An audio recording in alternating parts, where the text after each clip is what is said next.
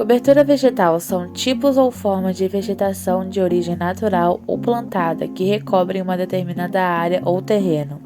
Essa proteção é de extrema importância para o meio ambiente, pois ela funciona como uma espécie de telhado e protege o solo contra a erosão, resguarda nossa fauna e flora e equilibra a temperatura.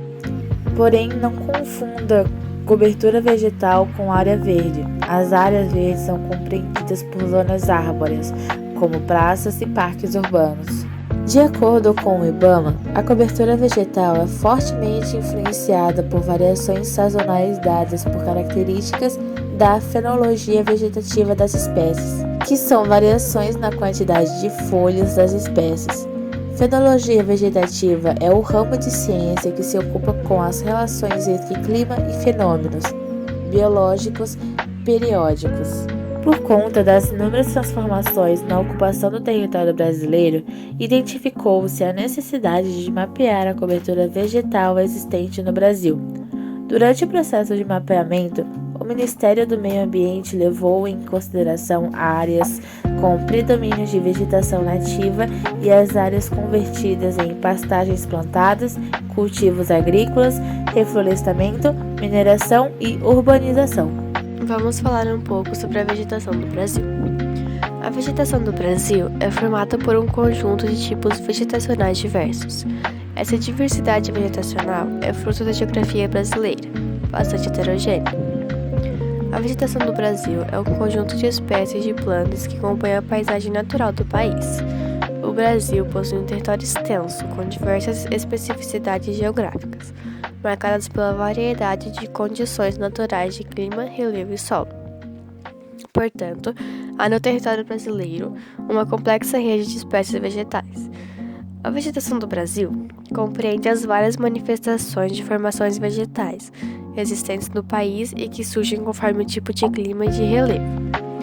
Divididos entre grupos florestal e campestre, os tipos de vegetação florestal ocupam cerca de 60% do território brasileiro, enquanto a área restante é campestre. O grupo florestal é constituído por Mata Atlântica, Mata das Araucárias, Mata dos Cocais, Amazônia e Mangue. Enquanto isso, o grupo campestre é constituído por Cerrado, Caatinga, Pampa e Pantanal. Vamos falar agora sobre os tipos de vegetação, começando pela floresta amazônica. A floresta amazônica apresenta clima equatorial, quente e úmido, o que permite a existência de uma grande variedade de espécies vegetais, como castanheiro, cipó, guaraná, jatobá, palmeira, seringueira e vitória régia. A vegetação é dividida basicamente em mata de várzea, mata de igapó e mata de terra firme. Trata-se da vegetação brasileira mais atingida pelo desmatamento. A Amazônia abrange toda a região norte, além de partes dos estados do Mato Grosso e do Maranhão, e alguns países que fazem fronteira com o Brasil. Alguns exemplos de animais conhecidos são sapo-cururu, cobra-cascavel, boto cor-de-rosa e capivara. Mata Atlântica. A Mata Atlântica é formada por florestas ambrófilas e estacionais. A paisagem é de uma floresta densa e fechada, marcada pela presença de árvores de grande e médio porte. Nela, ainda é possível encontrar vegetação nativa em 8% da sua área. As espécies vegetais incluem cedro, imbaúba, ipê, jambo, palmiteiro, pau-brasil e peroba. Localizada principalmente na costa do Brasil, Espírito Santo, Rio de Janeiro, Santa Catarina, grande parte do Paraná e pequenas porções de 11 estados. O clima da Mata Atlântica é tropical, quente e úmido.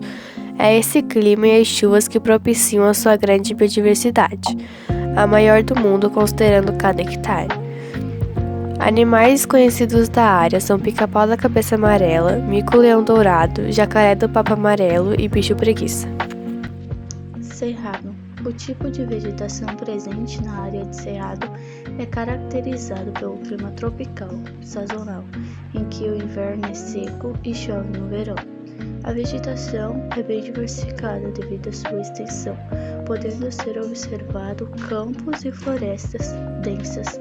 Nele é possível encontrar arbustos, árvores retorcidas e gramíneas. O cerrado predomina na região central do Brasil e apresenta um aspecto seco, tal como a das savanas encontradas principalmente na África. Caatinga. A Caatinga ocupa o sertão nordestino, onde o clima é semiárido e chove pouco. Em decorrência disso, nela surgem as plantas que se mantêm com pouca água, as quais são chamadas de xerófitas. Outras características das plantas são cascas grossas, espinhos, folhas pequenas e raízes tuberosas. Em geral, podemos observar uma vegetação de pequeno porte, como arbustos e cactos. Também surgem plantas como o facheiro e o mandacaru, mas no favorecimento de umidade. Podem crescer na caatinga árvores como aroeira, paraúna e juazeiro. Pantanal. É nas áreas alagadas que surgem as gramíneas, enquanto os arbustos e palmeiras crescem nas áreas onde o alagamento acontece de forma ocasional. Há espécies da floresta tropical, por sua vez, que crescem nas áreas onde não há alagamentos. A área do Pantanal compreende parte dos estados do Mato Grosso e Mato Grosso do Sul, chegando ao Paraguai. Bamba é encontrado no sul do país. O bamba é formado principalmente por arbustos, árvores pequenas, gramíneas e plantas rasteiras.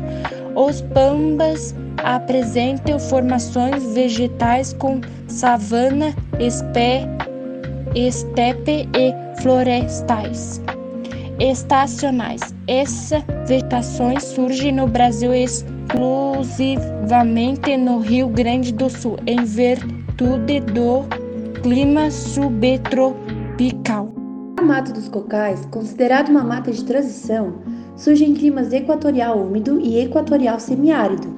Pode ser observada na floresta amazônica e a caatinga, e é lá que estão os babaçus, árvore típica desse local, e outras árvores de grande porte, tais como açaí, buriti e carnaúba. A Mata dos Cocais localiza-se entre os estados do Maranhão, Piauí e Tocantins. A Mata das Araucárias, também chamada de floresta com araucária ou floresta ombrófila mista, onde há uma grande amplitude térmica. Nela surgem várias espécies vegetais, como predominância o pinheiro do Paraná, árvore alta que mede mais de 30 metros. Daí resulta a formação de uma floresta bastante densa. A Mata das Araucárias ela está localizada no sul do Brasil e em parte do estado de São Paulo. O clima da Mata das Araucárias é subtropical. A vegetação do mangue é constituída por vegetais holófilos, os quais compreendem arbustos e plantas adaptadas à salinidade de água e solos lodos, e pneumatóforas, que respiram pelas raízes acima da água. Os manguezais apresentam 3 espécies principais, que são o mangue branco, mangue vermelho e mangue ciruba.